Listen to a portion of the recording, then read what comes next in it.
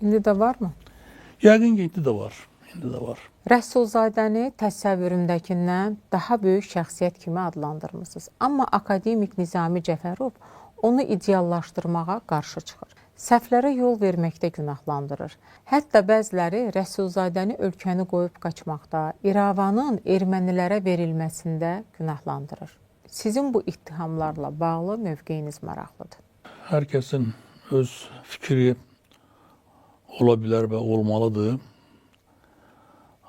Mən heç bir təsadüfdə Rəsulzadəni ideallaşdırmaq təşəbbüsündə olmamışam və bunu heç düzgün də saymıram. Çünki səhvlərdən xali insan yoxdur. Necə deyirlər, məşhur ifadə deyildiyi kimi bir Allah səhvsiz. Hamımızın həyatda səhvlərimiz olur təbii ki. Rəsulzadənin də səhvlər olub və hər kəs ona münasibətdə öz mövqeyini ortaya qoymağa haqlıdır. Bizim dostum Nizami müəllimlə də mübahisə eləmək istəmirəm ki, o başqa baxış bucağından yaxınlaşır. Mən sadəcə o məsələni orada deməli vurğulamaq istəmişəm ki, Rəsulzadə əslində Cumhuriyyətdəki digər liderlərlə müqayisədə böyük təhsilə malik deyildi. O vurtut Bakıda bir texniki məktəb bitirmişdi. Amma deyək ki, digərləri Peterburqda yaxud xaricdə, Moskvada hüquq fakültəsini bitirmişlər. Dünya çapında mükəmməl təhsil almışdılar. Amma liderliyi Rəsulzadə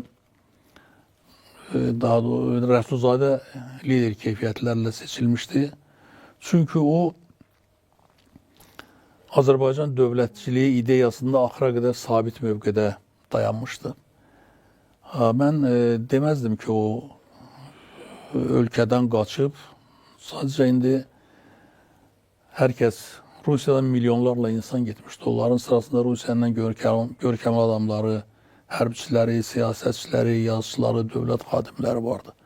Əgər quruluş səni məhv edəcəksə, səni qəbul etmirsə, sənə tələ hazırlayırsa, o zaman özünün və yaşadığın ideyanın xilasına çalışmaq lazımdır. Rəsulzadə də bu addım atmışdı və bəlkə də Rəsulzadənin bir şansı da onda olmuşdu ki, o öz ideya dostlarının hamısından daha çox yaşamışdı. Yəni 50-ci illərə qədər həyatda olmuşdu və Azərbaycan işini sona qədər davam elətdirmişdi.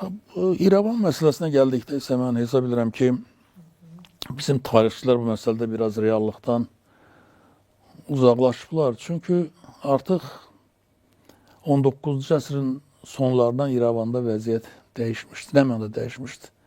1828-ci ildə Ruslar İrəvanı işğal edəndə əhalinin mütləq əksəriyyəti Azərbaycanlılardır və İrəvan xanlığının mərkəzi idi.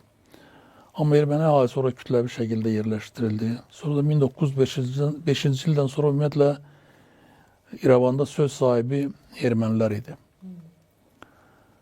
Hətta Azərbaycanlıları 1905-ci ildən sonra sıxışdırmağa başladılar və 18-19-cu illərdə bu proses daha kəskin şəkil aldı və Azərbaycanlılar demək olar ki, İrəvanı tərk eləmək zorunda qaldılar.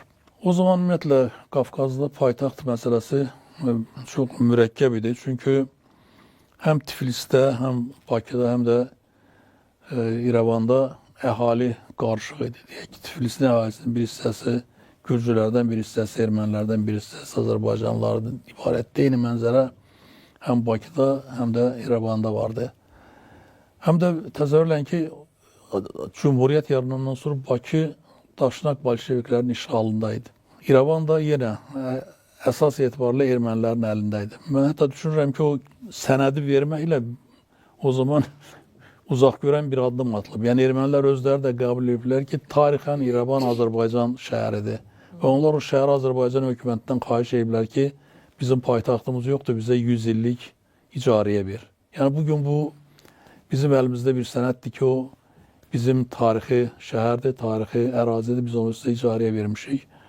İndi artıq dünya bir növ necə deyirlər, hər şey oturuşub, dövlətlər var, onlar beynəlxalq tanınmış sərhədlər var. Və mən düşünmürəm ki, kimsə o iddiadadır ki, biz təzədən İrəvanı geri almalıyıq. Amma o sənəd tarix boyu yaşayacaq ki, Ermənistan hökuməti o zaman paytaxt, onların paytaxtı əvvəl Gümrüdə oldu qısa müddətdə. Yəni özünə paytaxt eləyəcək bir şəhər tapmadığından Azərbaycan hökumətinə müraciət eləmişdi.